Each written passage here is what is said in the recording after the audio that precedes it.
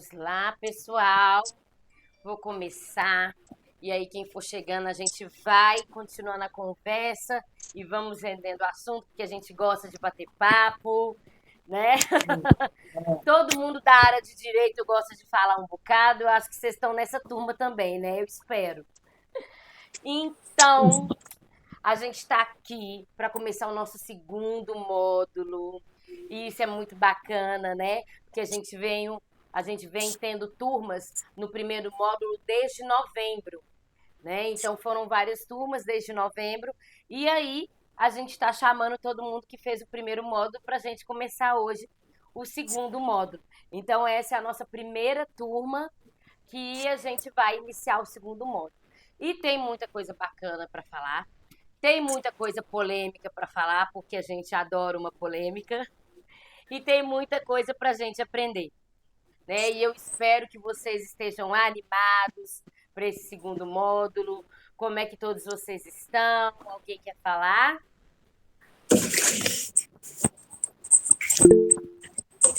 Ô, Ana Paula, Oi. aquele videozinho de ontem eu achei um barato.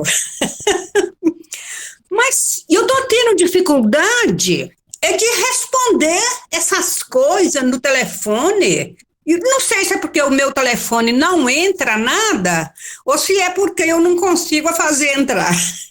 Tá, mas quando for assim, anota num papel. Sabe? Aquele vídeo que a gente mandou, que a Tamires mandou para vocês ontem, aquele professor é um professor muito bacana. Sabe? Ele é bem meu estilo, assim, de falar as coisas. Então, ele tem um entendimento muito bacana. E aquele vídeo dele é um vídeo mesmo de introdução ao direito de família, né? A gente, no final, não sei se todo mundo vai lembrar que tem gente que é de uma turma mais antiga, no final do primeiro módulo, a gente tinha começado a falar mais sobre direito de família. E aí, a gente fala, inclusive, sobre constelação familiar, né? Não sei se todos vocês estão lembrados. A gente chegou a falar no primeiro módulo com relação a algumas situações dentro do direito de família, né? Algumas situações específicas.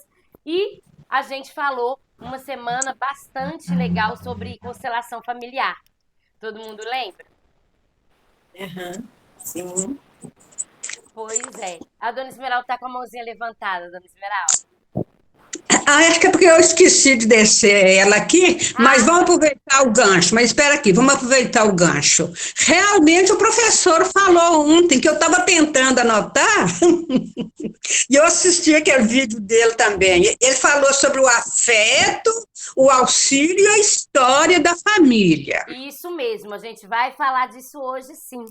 Né? Ele deu uma Ah, introdução muito bacana. A gente já falou anteriormente dos tipos de família, né? Que a gente falou de família plural. Hoje a família ela é vista de diversas formas. Tem vários tipos de família, né? Antes na lei estava que família era baseado num casamento realizado entre homem e mulher.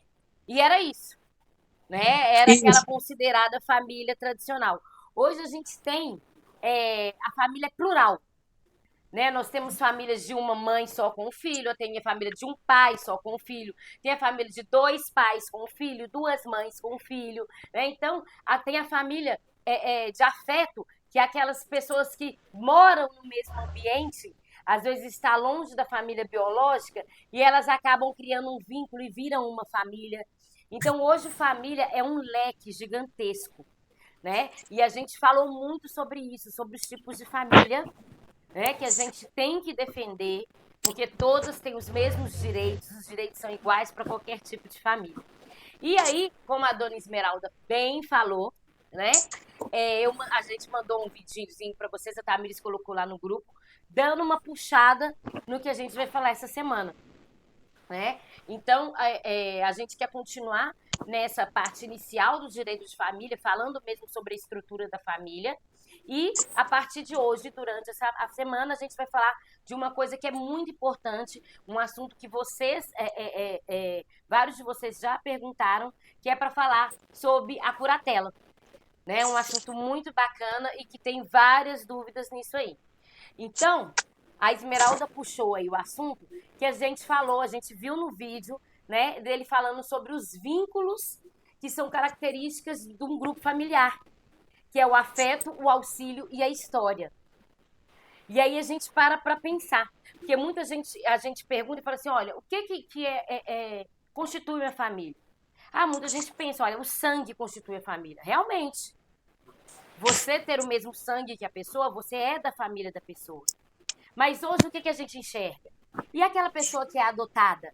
Aquela criança que foi adotada? Ela não tem o sangue, né, daquela família que a recebeu, mas ela tem o afeto, ela tem o auxílio e ela faz parte da história daquela família. Então, o que eu quero que vocês comecem a fazer a partir de hoje, é aquilo que eu sempre peço para vocês, toda aula nova que a gente tem.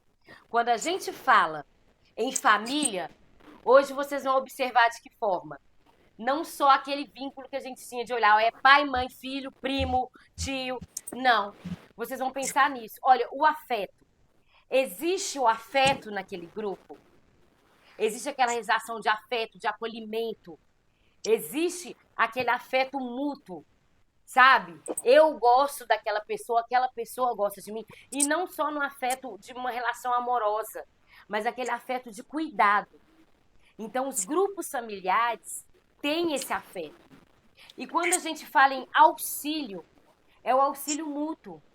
A gente chega numa família, sempre tem alguém que trabalha, outro não está trabalhando, né? Então tem aquele auxílio não só financeiro, né? Mas aquela assistência, aquela questão de pertencimento que a gente falou lá em constelação. Lembra quando a gente fala de pertencimento em constelação familiar? A pessoa se sente pertencente àquele núcleo. Ela participa daquilo. Um dá auxílio ao outro, auxílio emocional, auxílio financeiro. E tem a história. Não existe família sem história. Toda família começou em algum momento. Né? Voltando à questão da adoção, como eu já usei como exemplo, quando aquela criança é adotada, ela sai de uma instituição do Estado e passa a integrar um grupo familiar. Naquele momento começa a história daquela criança com aquela família. Então, aquilo é uma família por ter essa história. Né? Aquela criança vai crescer e ter orgulho de contar para todos os coleguinhas dela a história dela, de acolhimento, de pertencimento, de afeto, de auxílio. Tá? Deu para vocês visualizarem essa questão das características que existem em todas as famílias? Todas as famílias vão ter essas 3 características. Por mais que tenha as brigas, porque toda família tem uma briga, né? Sempre tem alguma coisinha, sempre tem alguma fofoquinha, isso acontece em todas as famílias. Mas tem esses 3 sempre. Márcia, você quer falar? Você quer tornar a falar aí?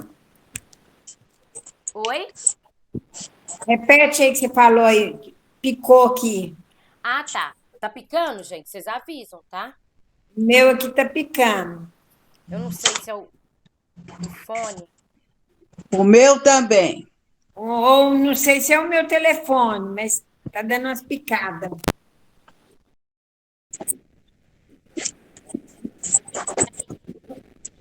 Não. Parou? Tá travando. Agora parou, mas tá travando. Qualquer coisa vocês me falam. Tá. Ok. Então tá. Então, como eu havia dito, todas as famílias vão ter essas 3 características. Todas elas. Independente de como foi formada. Né? Quando a gente fala de uma família que tem uma criança que foi adotada, ela tem a história dela com essa família. Ela vai crescer contando, olha, eu fui recebida nessa família. Então ela tem história, ela tem um afeto, ela tem o auxílio, ela se sente pertencente àquele grupo. Então, hoje, antigamente eu falava assim, qual a característica de família? Ah, é uma instituição criada através do casamento, com a união de um homem e uma mulher.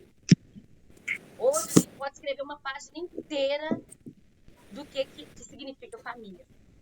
Sim, Porque sim. é muito além disso. É muito além disso. Né? Aquela coisa de tem que ter o casamento, tem que ser entre homem e mulher. Isso já passou há muito tempo. E a gente tem famílias lindas que dão exemplos de afeto, exemplos de história, né? Que não são constituídas dessa forma.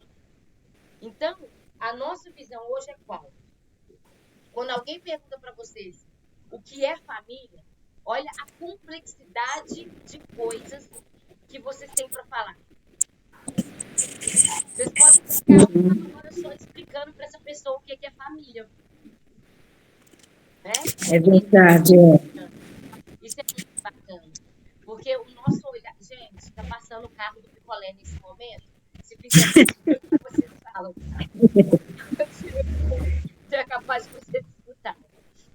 Enfim, a gente hoje, a estrutura familiar é muito mais pautada no afeto do que do vínculo jurídico. E eu falo do vínculo jurídico, que é o casamento no papel, né? A questão da instituição do casamento. Né? A gente não está falando nada contra a instituição do casamento. Porque a gente não existe mais só. Isso. O preconceito está acabando, né, doutora? Está acabando. Ainda é muito grande. Sabe? Isso. Tem muita coisa para ser derrubada. Sim. Mas sim. A gente vem rompendo barreiras e vem garantindo direitos para todo mundo. E É verdade. aquele conhecimento, a gente sabe o direito que a gente tem, Uhum. a gente consegue bater mais de frente contra o preconceito. É muito mais fácil lutar contra o preconceito quando a gente conhece o que a gente está falando. Então, isso está sendo muito bom. Né? É verdade. Ô, doutora, minha filha, eu tenho uma netinha, né? Que ela foi adotada com 2 anos. E hoje ela já está com 19 anos.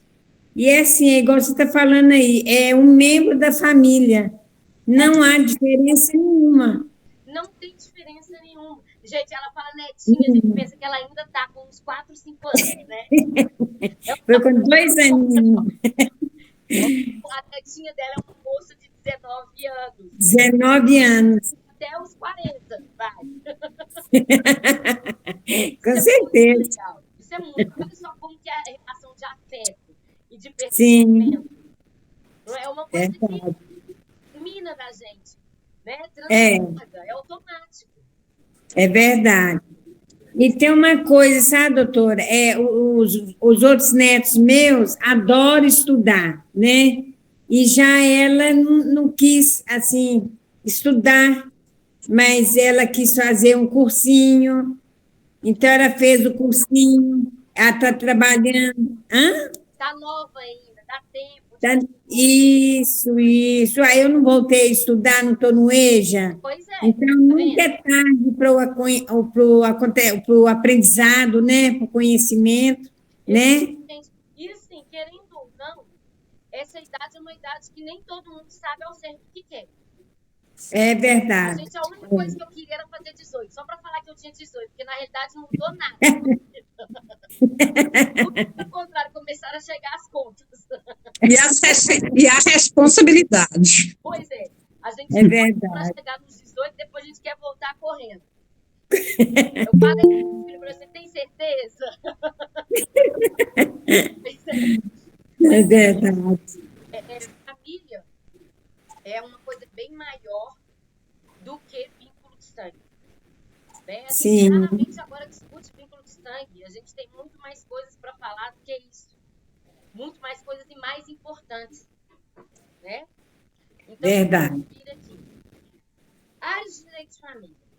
Assim como todos os ramos de direito, eles vão se subdividindo para facilitar o nosso estudo, o nosso entendimento. Então, a gente forma grupos de áreas para a gente visualizar isso de uma forma mais fácil. Né? Coloquei para vocês a área de direito afetivo, direito de família afetivo. Do que a gente trata dentro disso? Os tipos de família, que é o que a gente está falando. Casamento, divórcio, união estável. É tudo isso que vai voltado para o relacionamento da família. Né? Então, essa área de direito de família afetivo vai trabalhar mais essa parte do direito. Tá? Quando a gente fala de direito de família de parentesco, a gente fala de graus de parentesco. De primeiro grau, grau. Isso a gente sempre escuta, né? Porque a gente sempre fala, principalmente primo. A fulana é meu primo de terceiro grau. A gente tá contando é primo de minha mãe, que é primo do meu tio, pra gente saber de qual grau que tá. Né? Então, assim, a gente fala desses graus de parentesco, a gente fala das formas de parentesco, ascendentes, descendentes, ascendentes, nossos pais, descendentes, nossos filhos. Né? A gente estuda muito mais descendentes. Né? Os nossos descendentes são os nossos filhos, aqueles que estão por vir após, né, o nosso nascimento, os que vêm através da gente. Né? Tem investigação de paternidade. Gente, deixa eu ver como investigação de paternidade. É uma das ações que hoje em dia são mais procuradas. Né? Antigamente, as pessoas não procuravam tanto. Né? Às vezes o pai não assumia o filho, às vezes o próprio avô registrava a criança. Muitas vezes os filhos registravam. Né? Hoje, na certidão, não é obrigatório ter o nome dos dois, pode ter só a mãe, pode ter o pai vivo. Isso deve ser uma novidade para bastante gente. O pai afetivo, aquele pai que cria, ele pode agora, mesmo depois da pessoa estar maior, incluir o nome dele na certidão de nascimento, como pai afetivo. A pessoa pode ter na certidão a mãe biológica, o pai biológico, a mãe afetiva e o pai afetivo. As pessoas realmente criaram. Então, há essa possibilidade hoje. Então, a investigação de paternidade ficou mais próxima, inclusive financeiramente. Né? Antigamente, só quem tinha dinheiro conseguia mover uma ação nesse nível. Hoje, não. O acesso é muito mais fácil. Né? As pessoas vêm procurando, as pessoas vêm buscando, não só mães, mas também pais, buscam investigação de paternidade, não só porque eles desconfiam que sejam pais, que a gente pensa na hora, porque ele está registrando que ele é pai. Mas tem pais que querem assumir os filhos e assumem, não deixam. Então, esses pais buscam investigação de paternidade para provar, ele é meu filho, eu quero assumi-lo. Então, isso tem acontecido muito também, tá? A alienação parental também é um tema que vem sendo estudado muito. É aquilo que a gente tem uma dificuldade muito grande por sermos humanos, né, de transmitir a raiva que a gente sente do cônjuge para os nossos filhos. Né? Num divórcio, que esses divórcios litigiosos que são mais complicados, com discussão de pensão, divisão de bens, a gente vê isso muito acontecendo. O pai que está muito chateado pela situação, virar para o filho e falar assim, olha, seu pai não presta. Seu pai é isso. E começar a transferir para a criança a raiva que você tem. E isso não pode, isso chama alienação parental.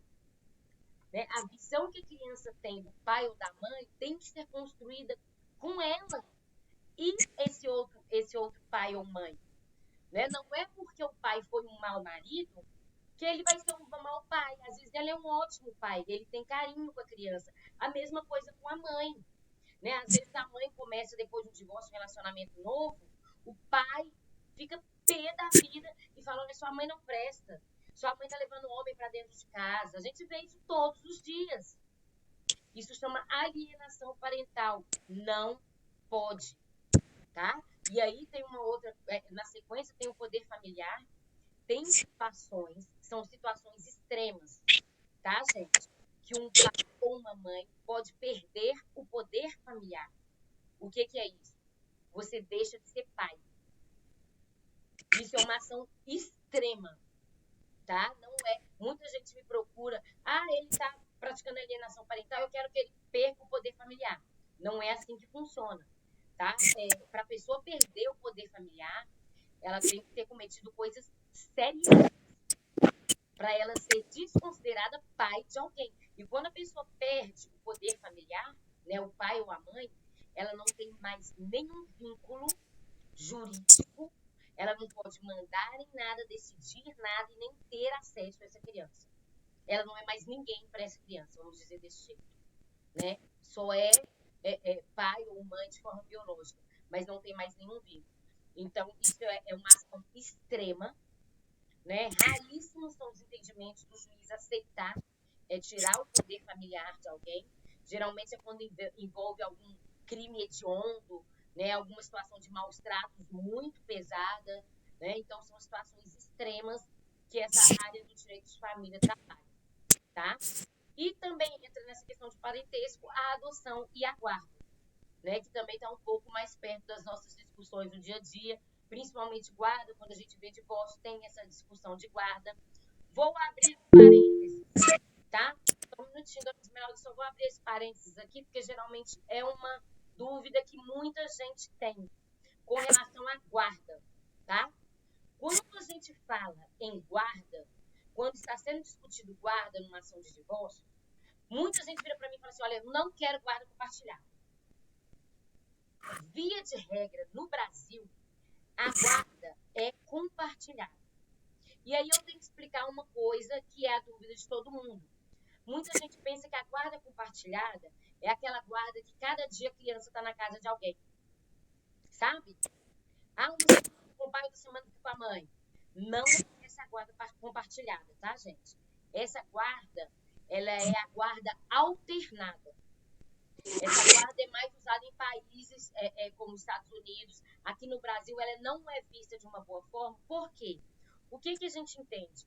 A criança tem que ter uma casa fixa. Independente de ser com o pai ou com a mãe, ela tem que ter uma estrutura, uma base, para ela falar, aquela é minha casa. Isso psicologicamente falando. Para a cabeça da criança, para a construção da criança, ela tem a visão da guarda compartilhada, que é a mais aceita no nosso país e a mais bem vista, é a que geralmente eu falo, converso para os pais fazerem. A criança vai ter uma residência fixa, ou com o pai ou com a mãe, tá? Não tem isso mais que é favorável sempre à mãe, tá? Que tem na cabeça da gente que sempre é a mãe que vai ficar com a guarda, não tem isso mais, tá? Pode ser como um acordo ou o juiz decide. Vai ter uma residência fixa e a cada 15 dias o outro genitor vai buscar essa criança para passar o fim de semana com ele, tá? As férias da criança vão ser divididas.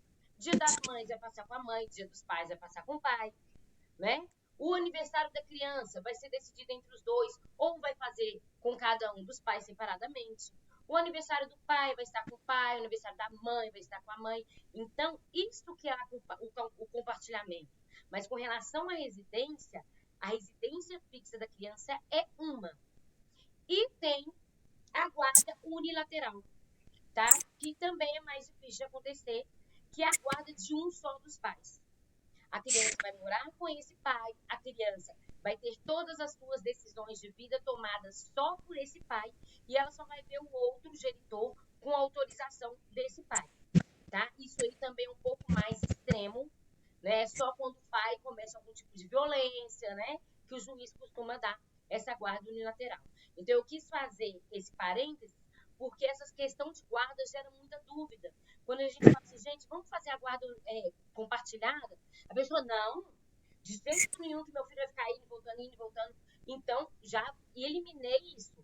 A guarda compartilhada não é essa guarda, né, que é a alternada de cada semana estar na casa de alguém. Tá bom?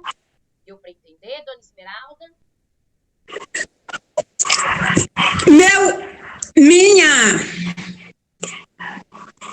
Minha imagem apagou no meu quadrinho. A primeira coisa que eu ia falar aqui, como que faço? Fechou o seu vídeo, dona Esmeralda.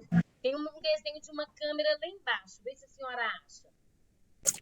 Ah, tem. A senhora deve ter clicado nela sem querer. Ela deve estar com um pauzinho em cima dela. Clica nela novamente. Ih, agora que sumiu tudo. Não, ainda pra gente tá do mesmo jeito. Ah, sumiu. Só tô vendo a massa. Encosta o dedo na tela que você tá. E aí tá lá embaixo.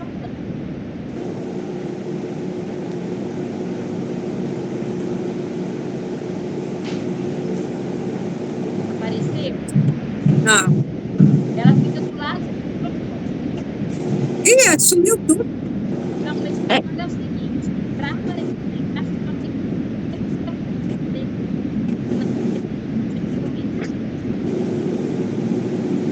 aí primeiro a senhora clica na tela do celular, em qualquer lugar, e aí você lá embaixo. O microfone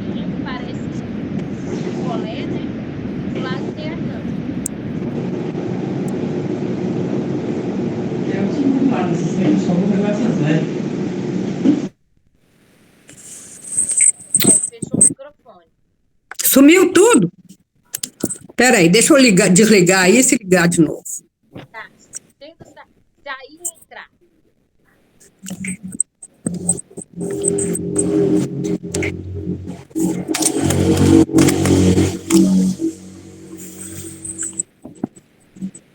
Sai da reunião e entra de novo. Aí vai entrar tudo aberto. Eu acho, Ana, que ela fez foi, sem querer, fixar um rostinho só na frente da tela.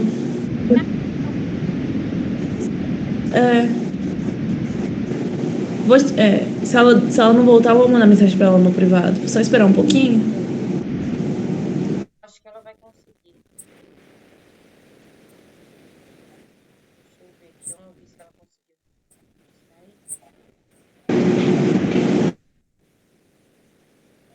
Acho que ela não voltou. Eu vou dando continuidade aqui enquanto ela vai tentando. Tá mesmo?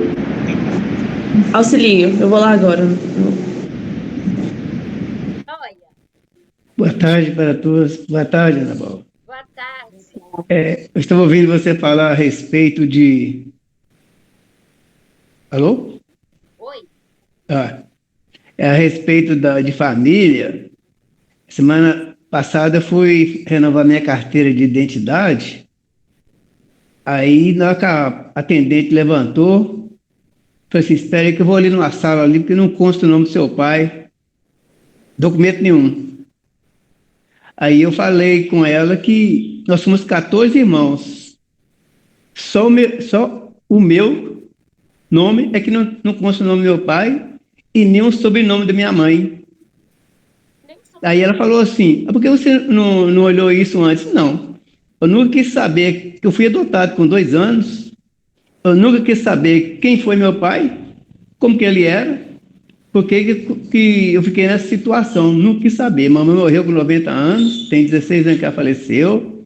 Meu pai adotivo tem 16 anos que ele faleceu. Minha mãe adotiva tem mais de 50 anos que ela faleceu. Então, eu nunca quis saber a respeito do meu pai biológico. Nunca quis saber, nem como minha mãe adotiva, efetiva. E minha mãe adotiva, quando ela faleceu, eu tinha 11 anos. Então, eu nunca quis saber nada, até hoje, nem com minhas irmãs mais velhas, meus irmãos, não quis saber nada sobre meu pai. É engraçado isso aí, né? Familiar. Aí ela falou assim, não, mas está a tempo ainda. Disse, não quero saber, não. Com minhas irmãs, as pessoas conheceram meu pai, minha mãe, quando era casado, não quero saber disso, não. Agora já tocar a vida já. Estou com 75 anos, voltar lá atrás, não. Isso é bobagem. Então, você está falando aí, e a respeito de bens, eu fui criado com ele aqui desde os 2 anos. Ele deixou um terreno grande aqui. Eu tenho a minha casa, ele passou para mim 360 metros com doação. O resto do terreno dele, eu estou fazendo apropriação, né? Do terreno dele, que ficou 1.800 metros. Aí alguém falou comigo, tem os parentes dele, os sobrinhos. Se não, se os sobrinhos dele quiser ficar com o terreno, não tem importância. Eu faço um muro aqui em volta da minha casa, nos 360 metros, e eu não quero confusão. E, além do mais, eles não têm direito. Eu já tinha falado, eles não têm direito, mas se eles criarem casos, eu não quero confusão. Eles podem ficar com o terreno dele aí, que eu já tenho meus 360 metros aqui, minha casa. Então, eu não quero confusão, um parentesco dele, nem nada. Mas eu sei que eu tenho direito, eles não têm direito de fazer isso, né? Eu vou estar fazendo uso campeão do terreno deles, sabe? Então, é isso aí. É isso, Sebastião. Entrou, inclusive, aqui no Direito de Família Patrimonial, né? Que fala de regime de bens, bens de família e herança, tá? Você é adotado, você é filho, tá? E não precisa estar escrito isso no papel. É outra situação que se discute muito. Existem muitos casos de adoção que não foram devidamente legalizadas, mas tem, através de testemunhas, através desse vínculo de afeto, de história, a comprovação que ele é filho, tá? Então, os herdeiros dos seus pais são você e seus irmãos, né, de criação, os filhos dele, tá? Primo, sobrinho, nada de herdeiro, gente. Ele não teve filhos. Tá? Você é filho dele. Então, assim, de sangue ele não teve filho, sabe? Não, você é o filho dele. Sou filho dele. Essa discussão também de herança, né? Tem essa discussão de bens de família e herança, né?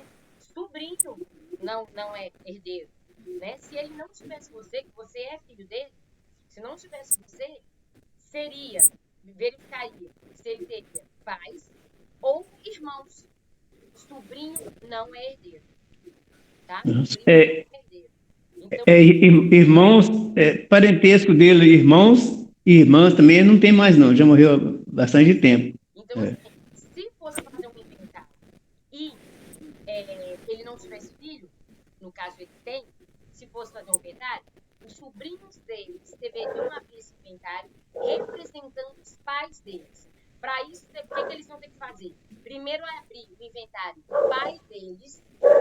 Dentro do inventário do pai deles, abrir um inventário do seu pai, para poder conseguir chegar só que ele não tem, que é você. Não é dele. Né? Que ele teve é você. Tá? São discussões que acontecem, que existem, tá? Que é muito, muito complicado. O inventário é um dos processos que mais demoram justamente por isso. Infelizmente, a família dá uma desestruturada e quando tem dinheiro envolvido, infelizmente, Doutora Ana, eu fiz o divórcio consensual e nesse período nós passamos os bens todos para os filhos.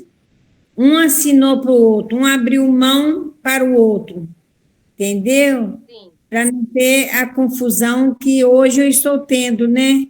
Em referência à herança dos meus pais, que é muito burocrático, né? É muita documentação. Caro, esse negócio de TCD, TCI, um monte de coisas, né? Caro não é o advogado, são os impostos que pagam. Isso, é verdade. Aí nós fizemos o divórcio consensual, entendeu? Então está tranquilo aqui em casa. O conselho que eu sempre dou para todo mundo que vem me perguntar com relação a inventário, né? As pessoas, olha, transfira os seus bens em vida. Seus filhos nem precisam saber. Aham. Os seus bens em vida para os seus filhos, em usufruto para você. O que é isso?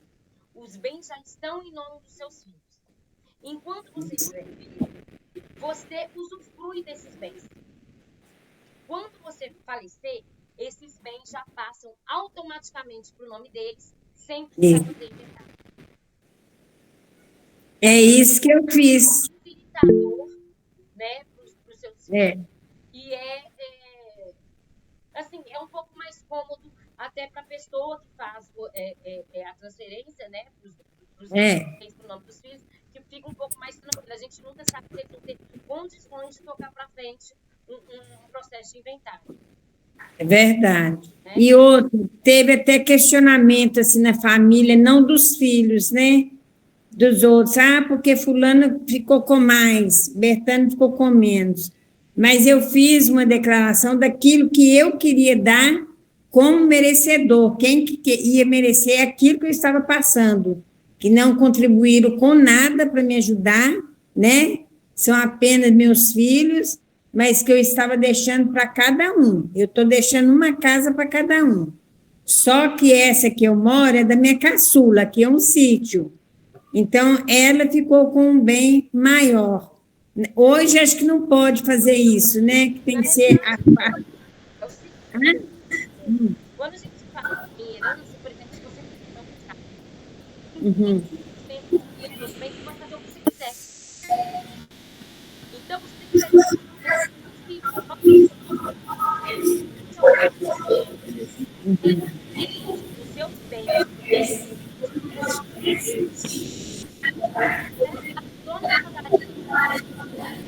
Os outros alegados igual. Então, Isso.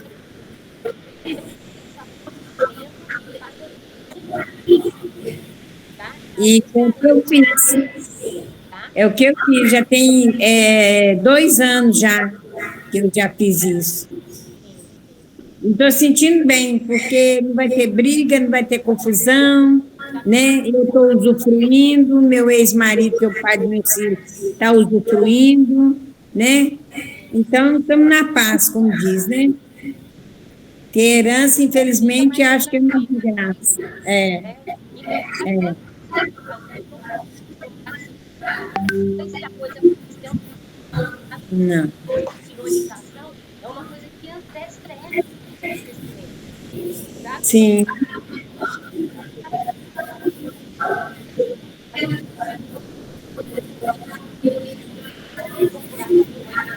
Igual mesmo. Se nós então, né? Então, se der casa,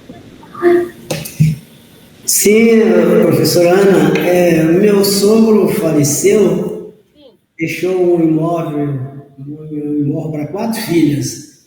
E agora, recente, uma das filhas também faleceu.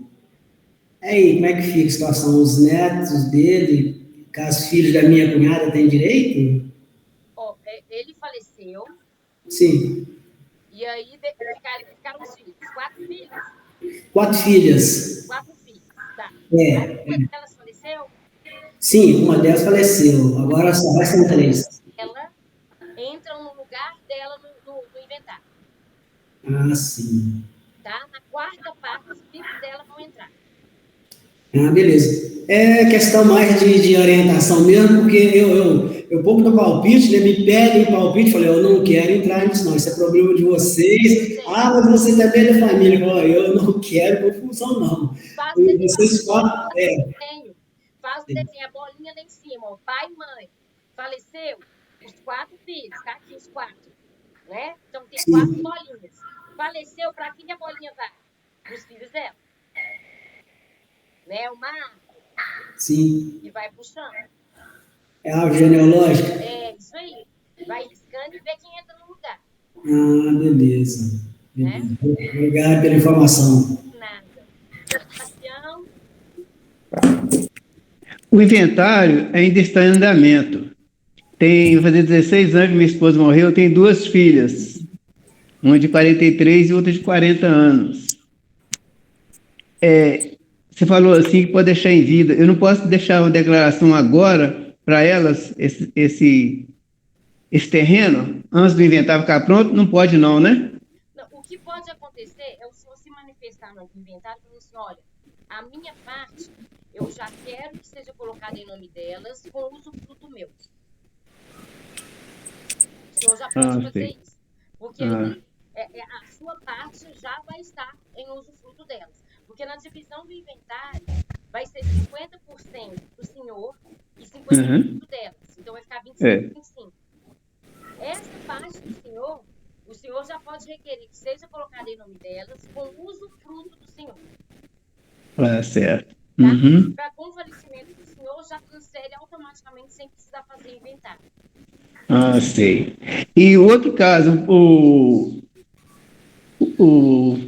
a minha esposa deixou a herança que eu falo, um terreno lá em Paropeba, onde moram 2 irmãos dela. O lote, na época, comprou em nome dela. Ela faleceu, continuou em nome dela. Só que moram 2 irmãos lá. Aí eles querem fazer inventário. Eu falei assim, eu não quero participar de inventário, não quero nada daí, e minha filha também não quer saber nada do terreno de lá, deles lá, sabe? Pois é. Abriu mão de tudo. Eu não quero e nem ela. No inventário eles não têm direito. Porque o lote era dela, então os herdeiros é o senhor e as suas filhas. Eles moram lá, tem mais de 40 anos que eles moram lá, então eu não quero nada, não quero nem saber de lá. E eles podem fazer um escapião. Ela é em Paropeba. Outra coisa, minha mãe também aqui na São João Batista, aqui em Venda Nova, deixou uma casa, tem 3 irmãos que moram lá, eles querem fazer um inventário, a casa é de 3 andares. E eu falei assim, não quero nada daí, não quero participar nada de inventário, quando fui criado com ela, não participo. Não tem o nome dela completo no meu inventário e nem o nome do meu pai. E vocês aí têm o nome dela completo e o nome dos seus pais. E eu não tenho, então eu não quero entrar nesse mérito aí de inventário aí, não. O que acontece nessa situação? eles têm que colocar, eles têm que citar lá no inventário. Você pode se manifestar no inventário que não quer nada, mas eles vão ter que citar. É porque Eles devem ter entrado em contato. até quando peguei uma cópia do atestado de óbito dela, eu assustei de ter colocado meu nome. Na época eu achei que não precisava ter colocado meu nome, porque eu não fui criado com ela, nem nada. Não tinha efetividade com ela, nem meus irmãos. Então, para mim, todos eles são estranhos para mim, sabe? Tanto minha mãe era e como meus irmãos. O juiz manda te chamar. O seu nome está na certidão. Eu falei com ele, não deveria ter colocado meu nome no atestado de óbito. Mas isso é tranquilo. Vai te chamar, o juiz deve te chamar, né? Você fala tudo. Isso é bem tranquilo. Mas para eles fazerem o inventário, eles vão precisar citar seu nome. Eles não têm nem opção que o juiz vai mandar chamar. Sei. É isso aí. Porque eu sou daquela pessoa que não gosta de confusão a respeito de bens. Não, de jeito não tem. Confusão com eles se o senhor tivesse interessado. Mas eu não tenho. Nem minhas meninas também, cada um tem seu apartamento, tem minha casa aqui tranquilo, não preciso de mais nada. Pois é. Aí a confusão ia ser se o senhor quisesse. Se eu quisesse. Maria.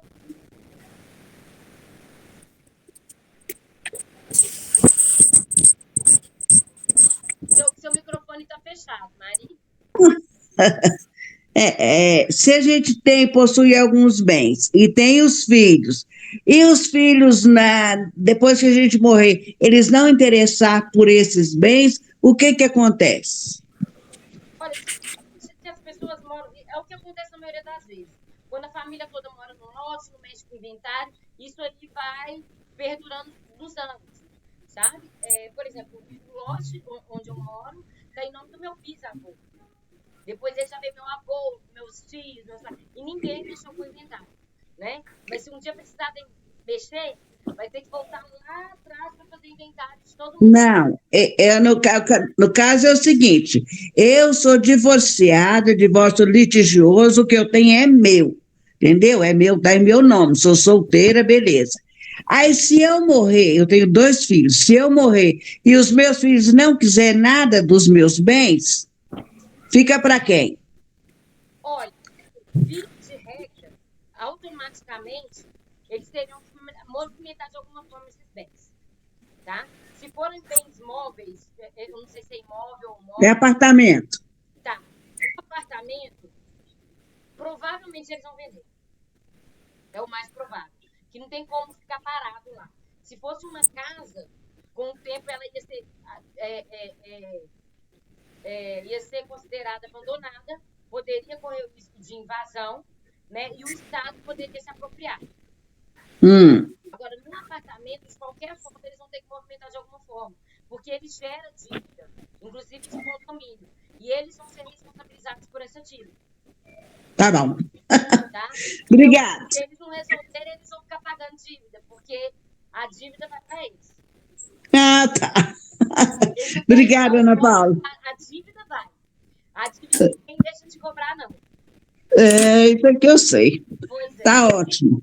Doutora Ana, Diga. deixa eu te perguntar uma coisa. A minha tia ligou para a gente, né? Comunicando que nós íamos receber uma herança do irmão dela, que é meu tio, né? O tio João. Porque ele é solteiro, ele tem filho, ele nunca foi casado, não tem mulher, não tem nada.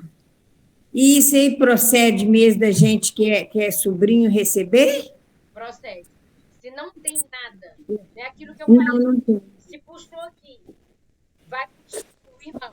Não tem irmão, vai para o sobrinho. Né? Descendo na árvore. Então tá. Infelizmente, então vou receber a herança. Inventário, qual que é a situação, né? De que forma que vai ser essa transferência de herança. Dá uma olhadinha. Ela me ligou e falou comigo que nós todos vamos receber uma herança, entendeu? Os sobrinhos todos. Pois é, então tem que olhar como que está sendo essa transferência de herança.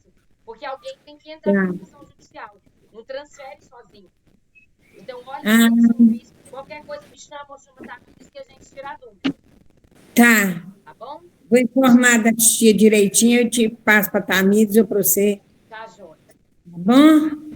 Eu vou dar uma puxadinha e a gente vai continuando, porque já faltam 10 para as 3. E a Nossa, ele tem aula. última parte. É, Perdi meu tempo hoje. Esse celular. é porque são. É um celular, descarregou. Foi, acho que a confusão toda foi porque ele descarregou. Ah, então foi por isso. Foi, é. Até que eu cheguei no lugar. Também deve estar pedindo outro. Não, tá dando para te ver bonitinho. Então chegou no lugar. Aqui a gente está falando dessa questão patrimonial dentro de família. A gente pode continuar discutindo dentro do grupo de WhatsApp, pode mandar coisa lá, porque eu sei que é um assunto que, assim, todo mundo tem muita dúvida, né? E aí eu vou para o assistencial. E a gente, no modo 1, a gente já falou um pouquinho, que foi sobre a pensão, né, os alimentos. A gente chegou a comentar no módulo 1 que os filhos podem prestar alimentos para os pais, né? Se o pai comprova que está em dificuldades financeiras, né? Não tem de onde tirar o seu sustento, os filhos têm que pagar. Não é pode, não. É tem que pagar pensão aos pais. Tá? Tem que pagar. Se o pai comprovar que ele está em situação financeira prejudicial, né, que não está conseguindo bancar a sua própria subsistência, é igual uma ação de cobrar pensão de filho, gente. É a mesma coisa. Né? A gente conhece a ação de pensão, quando o pai não está pagando, a mãe não está pagando pensão, a gente vai lá e cobra pensão. É a mesma visão. Da mesma maneira que o pai tem que prestar alimentos e subsistência ao filho, os filhos têm obrigação de prestar essa mesma assistência aos pais que são idosos. Então, pais a partir de 60 anos, né, como vocês todos já sabem, que é considerado pelo Estatuto da Pessoa Idosa, tem o direito à prestação de alimentos pelos filhos. E isso se for comprovado que realmente ele está precisando dessa ajuda. Tá? Então, não tem esse papo de que filho criado, saiu, sumiu, esqueceu, não. Tá? Tem responsabilidade, sim. E aí a gente entra numa parte que é um pouco mais polêmica, que é a parte de tutela, curatela, né, e prestação assistida. O que acontece na tutela e na curatela, que é o que eu queria muito falar com vocês, eu precisava falar com vocês, né? Vou falar aqui um pouquinho mais rápido, mas vocês vão receber o material e vão poder tirar dúvidas com a gente. É o seguinte, primeiro que tem uma diferença entre tutela e curatela, tá? A tutela é voltada para o menor, tá? Por exemplo, um menor que perdeu os pais, né? Não necessariamente ele vai ser adotado, mas um tio pode virar tutor dele e cuidar dos bens, né, que esses pais deixaram até que ele encontre a maioridade para ele ter acesso a esses bens. Tá? E não é uma adoção, ele vira um tutor. Ele vai ajudar a administrar as coisas até essa pessoa virar maior. Né? Então, a gente põe que a tutela é mais voltada para o menor, porque o menor é considerado relativamente capaz. Tem que ter uma pessoa para auxiliá-lo nessas decisões. Agora, quando a gente fala de curatela, a gente está falando das pessoas maiores de idade. E não é só pessoa idosa. A gente está falando de uma pessoa que naquele momento da vida, após seus 18, 21 anos, adquiriu de alguma forma uma doença ou passou por uma situação que o deixou relativamente incapaz. Por que eu falo relativamente incapaz? Tem a pessoa que é considerada totalmente incapaz e a pessoa que é considerada relativamente incapaz. O totalmente incapaz, ele não tem condição de tomar nenhuma decisão da vida dele. Nenhuma. Tá? Uma pessoa totalmente incapaz, por exemplo, que são crianças até 14 anos, são consideradas totalmente incapazes. De 14 a 18, são relativamente incapazes. Então, isso acontece na fase adulta, às vezes por um acidente, às vezes por uma doença, e a pessoa pode ficar totalmente incapaz. Por exemplo, uma pessoa que tem algum problema, é afetada por um acidente sério, ela não tem condição de fazer mais nada, nem decidir mais nada, então ela se torna totalmente incapaz. e pessoas que são relativamente incapazes. Por exemplo, uma pessoa que adquire Alzheimer, né? E isso não é só na fase da pessoa idosa. Ontem, eu não sei se vocês acompanham, né? Que eu sou a louca dos filmes e séries. Ontem eu vi uma notícia, eu esqueci o nome do ator, gente, dos Estados Unidos. Ele faz o Thor. Quem gosta aí dos super-heróis, gente, me ajudar? Ele faz o Thor no filme dos Vingadores. Assiste, gente, Vingadores, é super legal. É de super-herói, eu gosto. Ele faz o Thor, tá? Ele anunciou ontem que ele está parando a carreira dele porque ele foi diagnosticado com Alzheimer. Então, a gente sempre visualiza o Alzheimer por pessoa idosa. Você vê o tamanho do homem, gente, forte, lindo, maravilhoso, cabeludo. Falou ontem, vai fazer filme mais pra gente assistir. Então, ele é considerado uma pessoa relativamente capaz. E com o avançar da doença, ele vai precisar de um curador. Então, a curatela vem para suprir essa situação voltada para as pessoas maiores de idade. Tá? Por favor, gente, parênteses. Não quero ninguém falando mais de maior e de menor, tá, gente? Que quando a gente não conhece direito, a gente fala de maior e de menor. Né? Maior de idade, menor de idade. Vamos falar bonitinho, tá? Nada de normais, tá? Por favor. Então, coloquei fotinha bonitinha aí, vocês vão receber, falando dessas diferenças, tá? Tá aí bonitinho, curatela e tutela. E o que é mais interessante pra gente, já que nós somos maiores de 18 anos, é a curatela. Muitas pessoas idosas sofrem coação moral, que é um crime previsto no Estatuto da Pessoa Idosa, vocês se lembram, né? Que os bonitinhos do filho viram e falam, eu vou te interditar. Isso mesmo! Já ouvi isso. Eu vou te interditar. Enche a boca para falar isso, né? Isso é coação moral. Gente, isso é violência psicológica, está previsto no Estatuto da Pessoa Idosa, é crime. Tá? E agora vocês vão poder responder assim, olha aqui, ô bonitão, não é assim que a banda toca, não, porque agora eu sei como é que funciona a curatela. Tá? Não é. Acredito. Diga, Sebastião. É o Sebastião que balançou a mãozinha aí? Não, eu não quero falar nada, não. Não, gente. Continua.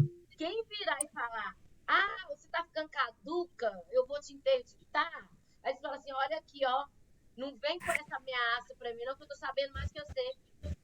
Tá? Saber. Porque a curatela é um dos processos mais minuciosos que tem dentro do direito.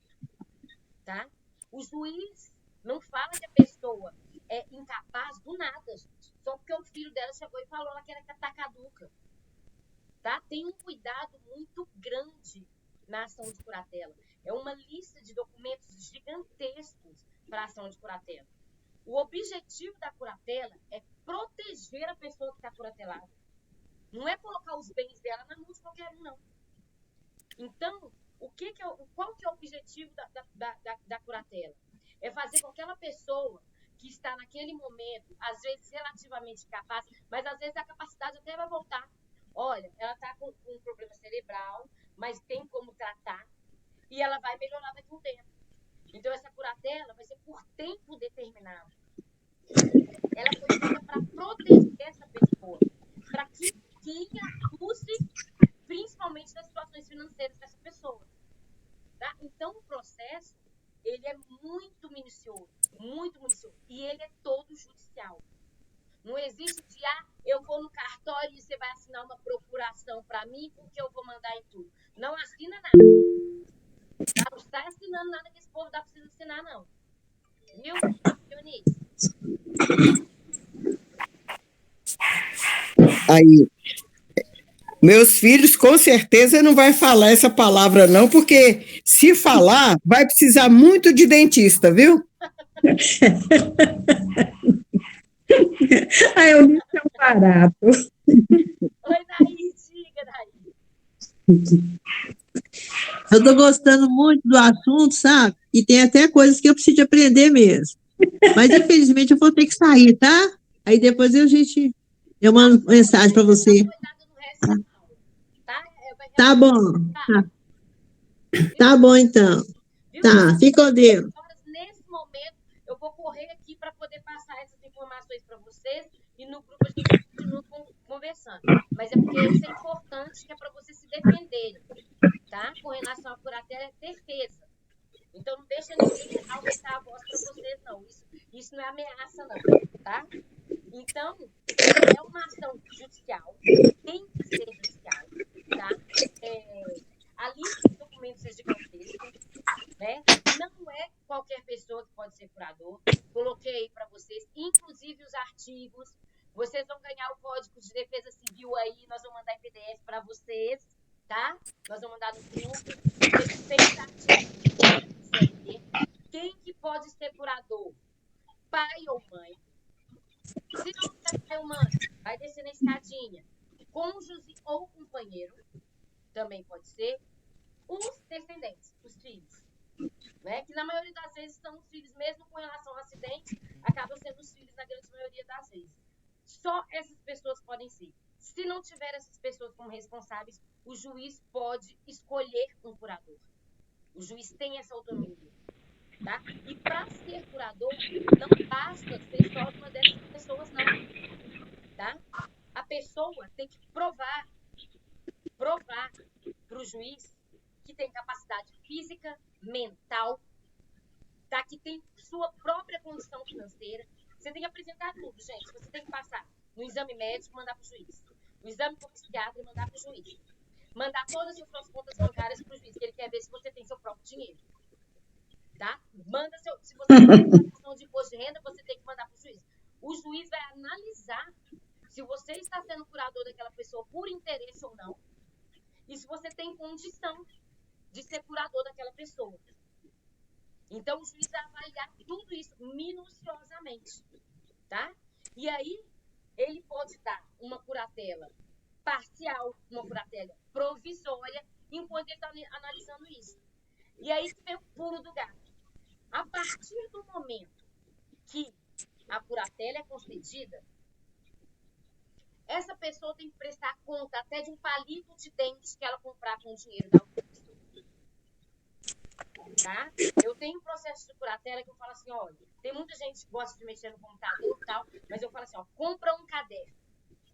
Você fez a feira da casa, você vai pegar a notinha, vai tirar xerox, porque as notinhas hoje apagam, né, com o tempo. Você vai tirar xerox, vai cortar, colar no caderno, colar dia tal, gastei isso. E todo dia você vai colar tudo que você gasta com essa pessoa. Eu falo isso com todo mundo.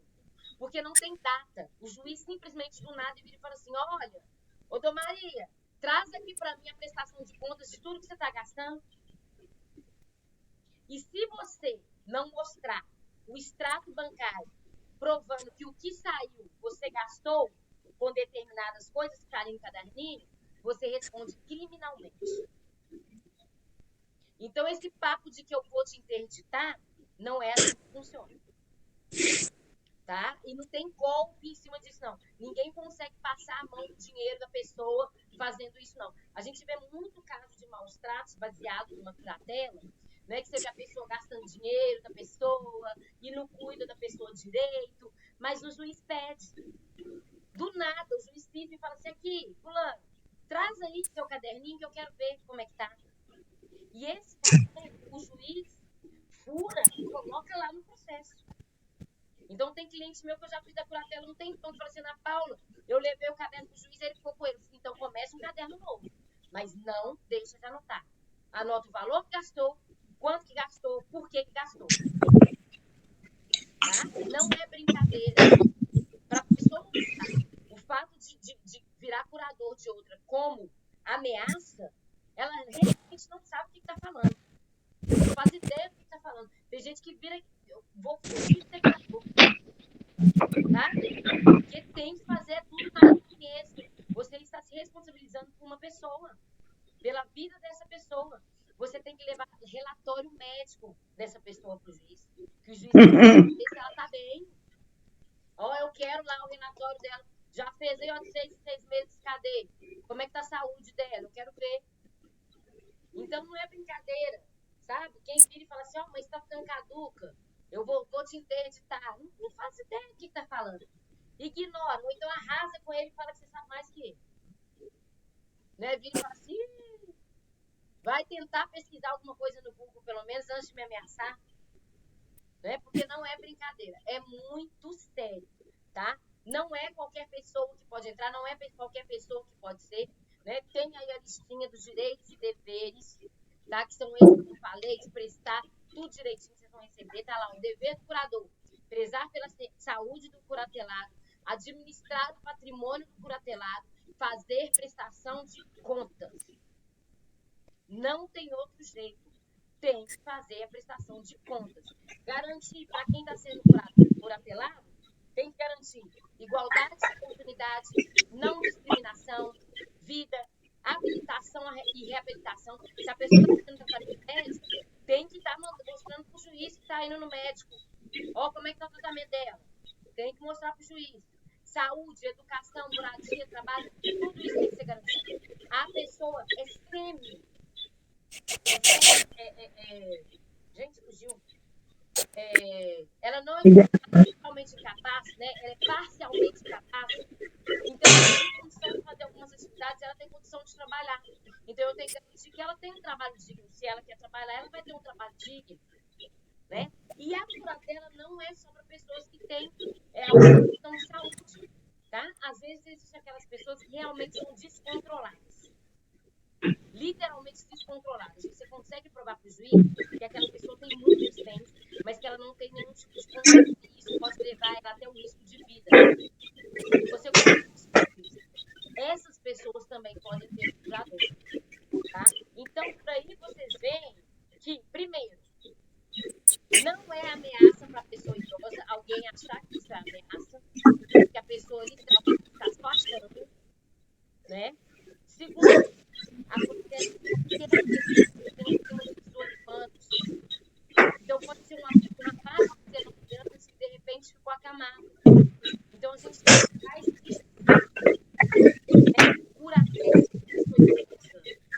tá? Fulano tá caduco. Gente, não existe isso. Vai ser totalmente discriminatório. Então, isso não existe mais na mente de vocês. Né? As pessoas que sabem, e durante a semana vocês vão receber mais material sobre isso. E eu quero que vocês saiam e falar isso.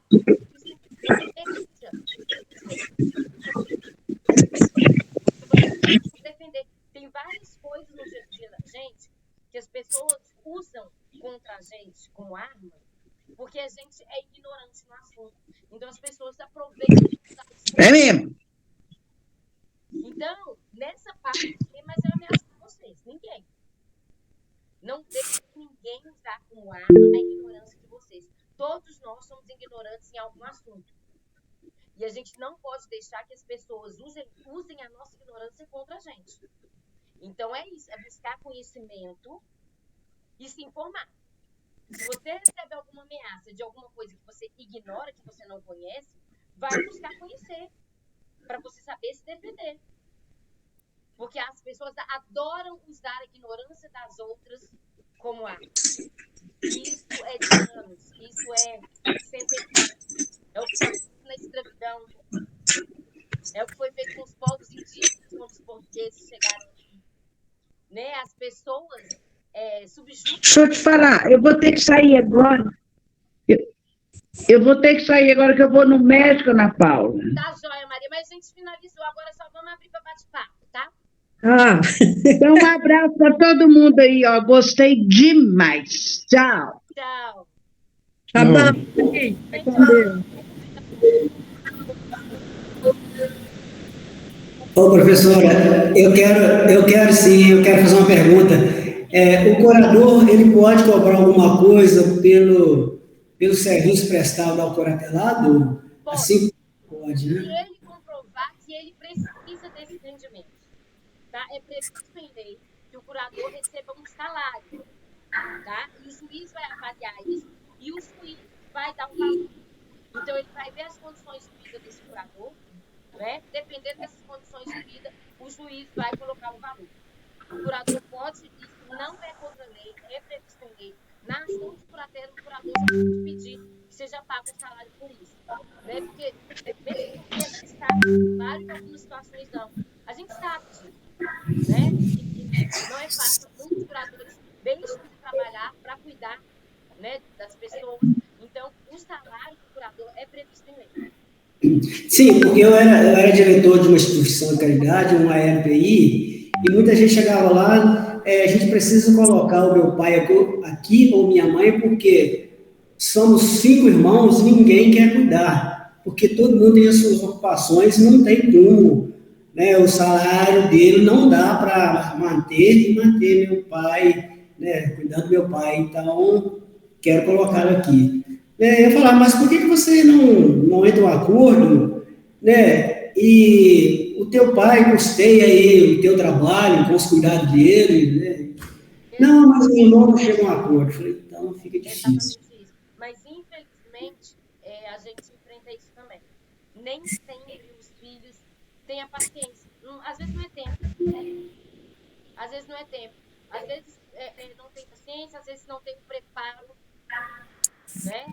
E muitas instituições entram com pedido de curatela, tá? Porque a instituição também pode entrar com pedido de curatela. Então, a instituição pode virar assim, ó, os filhos abandonaram esse ano. E a gente não tem como administrar nada da vida dele, nem a vida médica dele. E aí eles entram, né, com a curatela, a instituição recebe um valor por isso, que seria um salário que seria voltado para o curador, né, e passam a administrar a vida dessa pessoa. Mas em alguns casos era o contrário. Os irmãos não concordariam que aquele estivesse cuidando dele se também usasse os valores dele para se manter. O juiz tem que determinar esse valor, tá? Porque tem a prestação de conta. Se o irmão que está cuidando tirar o valor para alguma coisa que é pessoal dele, o juiz vai querer que ele justifique por quê. Ele não pode. A movimentação bancária pode ser com os gastos da casa, com as compras com alimentação, que também tem que pôr a notinha para ver se a alimentação não tem a cerveja de semana, né? Porque isso... a alimentação lá no meio da carência de compra, né? Aí tá, abóbora, mandioca, arroz, feijão, cerveja, aí pula, né? Vai olhar sim. Então tem que ser justificado, tá? Ok, beleza. Obrigada. Ô, Ana Paula, já que nós estamos debatendo papo agora, na próxima aula eu faço o comentário, como disse, que ficou atrás aqui.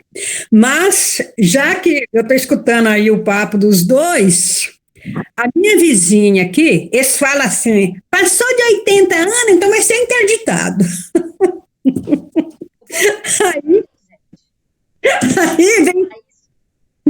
Aí vem cá. A minha vizinha, mas eu até fiquei em dúvida com esse caso da minha vizinha. Ela tem 92 anos, vai fazer 93, e ela é, como diz, sozinha no mundo, então os vizinhos aqui, como diz, que dá um aconchegozinho, faz alguma coisa por ela. Os vizinhos, inclusive nós somos 4 vizinhos que estão sempre ligados nessa dona de 92 anos. Aí o que ela fez com o apartamento dela? Ela pegou o apartamento, ela tinha mais de 80. Ela pegou o apartamento e passou no nome dos 2 sobrinhos. Ela foi no cartório e fez um documento, como se fosse de usos e frutos. Ela já tinha mais de 80 anos. Nós cansamos de abrir a cabeça dela para ela não fazer isso e deixar essa corda correr bamba. Mas ela foi caladinha, que você precisa de ver como que ela é autoritária, com 92 anos. Mas ela é autoritária, tudo que a gente faz para ela, ela fala, se fosse eu fazia assim. Aí, então, moral da história. A coitada agora não está nem aguentando descer as escadas, porque é 3º andar, não tem elevador, é prédio antigo. E os 2 sobrinhos que ela passou, o apartamento para eles, não está nem aí para a coitada da velha.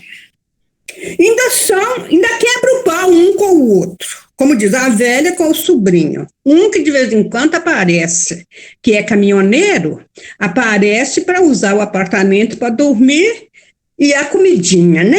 Que ela ainda capricha na comidinha para ele. E moral da história, nunca teve.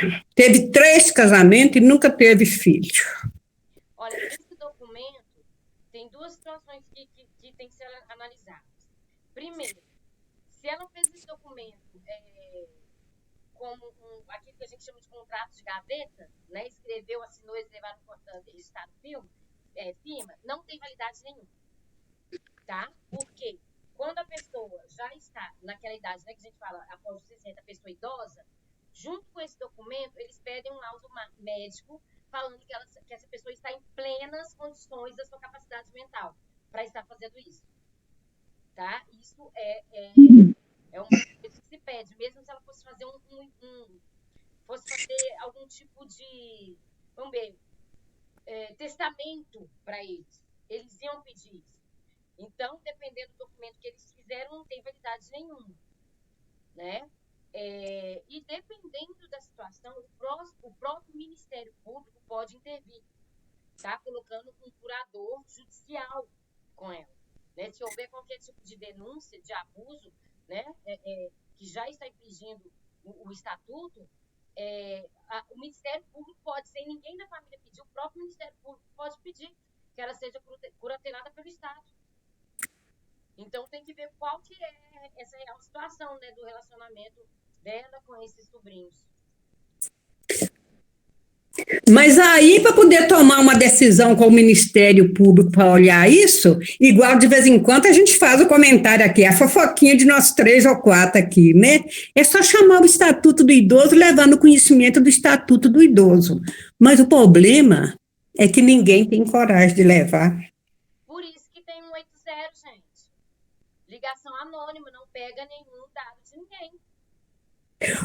Mas se aparecer alguém lá no AP dela, vai suspeitar de nós. Saber quem é. Nega até o fim. Quem vai falar? Tem que ser muito no sigilo para a gente fazer isso. Não tem prova. É muito. Nada, não serve nada. Né? Sabe por quê? É o que a gente vê muito no dia a dia, gente. A gente vê situações como essa, outras situações, não só com o caso dela, né, como pessoa idosa, a gente vê com relação a qualquer tipo de violência doméstica. Todos os vizinhos estão vendo o que está acontecendo. E ninguém denuncia, ninguém tem coragem de denunciar. Até acontecer, Deus me livre e guarde, alguma coisa ruim. E aí a polícia fala, meu Deus, mas a gente viu acontecer isso esse dia. E a polícia pergunta assim, mas por que ninguém denunciou? Inclusive, ela há pouco tempo, ela esqueceu o fogão ligado. Quando o 2º andar subiu, eles até são muito conviventes um com o outro, mas ninguém tem tempo. Quando o 2º andar subiu e falou, a senhora está pondo fogo no prédio? Nossa, meu pai, gente. Infelizmente, a gente já está bem aguardando de acontecer alguma coisa. Pois é, então vocês tomem uma atitude, mocinha. Né? Diga, Sebastião. Comentando a respeito do meu pai adotivo, ele morreu com 100 anos e os sobrinhos dele são muitos mesmo. E, graças a Deus, ele ficou doente só uma semana. Aí ele ficou aqui na minha casa. A casa dele é aqui de lado, aqui, 4 metros da minha casa aqui atrás. Aqui. Aí eu ainda falo assim, se o sobrinho dele viesse aqui na casa dele, fizesse visita, não é depois de velho, não, fizesse visita constantemente, eles nunca fizeram isso. Eu ainda falei ainda com a advogada, eles nunca fizeram isso, mas mesmo assim eu não quero criar caso com eles a respeito do direito meu. Eu achei muito estranho. Nenhum deles. Depois que a gente morre, aparece tanta gente, tantos parentes. Se tivesse só conta para pagar, não ia aparecer ninguém. Ia aparecer não, mas graças a Deus ele sempre falava que não ia dar trabalho. Aqui na minha casa, ele adoeceu, levei no hospital, Aí eu tinha que tomar remédio, você não vai ficar aí não, tem que tomar remédio de hora em hora, você vai ficar lá em casa. Tava minha esposa e minhas 2 filhas aqui. Aí você fica lá em casa para dar os remédios na hora certa. Ele fica para casa num sábado e no outro domingo, numa semana depois, levei para Resoleta nela, que piorou e faleceu na segunda-feira, sem dar trabalho nenhum praticamente. E viveu bem, né, gente? E 100 anos, ainda outra coisa que ele falou que não ia dar trabalho. Ele morreu na semana de recesso da escola, aquela mês de outubro, que eu estava de recesso e minhas 2 filhas também de recesso da escola. Na semana certinha de recesso, ele ficou aqui em casa. Deus conduziu todinho para ele assim, ó. Na segunda-feira que a gente ia voltar para trabalhar, eu e minhas 2 filhas na escola, aí ele faleceu, né? Mas é muito interessante isso. Às vezes eu conto esse caso para as pessoas, eles acham interessante como que Deus dirigiu direitinho a vida dele. Ele falava que não ia dar trabalho para mim e falei, não é trabalho não, não é trabalho não. Só está facilitando, quer dizer, facilitava, subir no pé de manga, pé de abacate, para apanhar frutas, esses negócios, né? E eu falava que não podia fazer isso, que ninguém podia tomar conta dele, porque os sobrinhos não podiam contar com eles.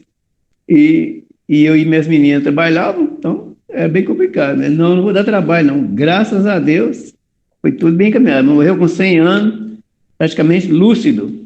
Não teve negócio de Alzheimer nem nada, não. Ele teve isquemia é derrame aos poucos, né? Se fosse derrame de uma vez, talvez daria trabalho, né? Mas a dele foi isquemia, desmaiava, voltava logo em seguida. Foi isquemia, né? Deus ajudou muito, tanto a mim como a minha família, né? Minhas 2 filhas e minha esposa. Mas foi tranquilo, graças a Deus. Mas é isso aí. O papo tá bom. Se nós for levantar as questões hoje, tem questão para nós levantar? Eu também já vou sair agora. A gente vai deixar o grupo aberto no WhatsApp, porque certo. as coisas que forem surgindo, vocês mandam lá. E aí a gente continua o bate-papo por lá. Tá bom. Então, boa tarde para todos, até a próxima. Gravado, quem quiser ter que sair, vai pro jogo. Olha só para ver, gente, já são 3h22. Olha nas horas. Se tivesse um café, a gente ficava até 6, né, Dona Esmeralda? Ficava. Nós tinha a dúvida para nós tirarmos.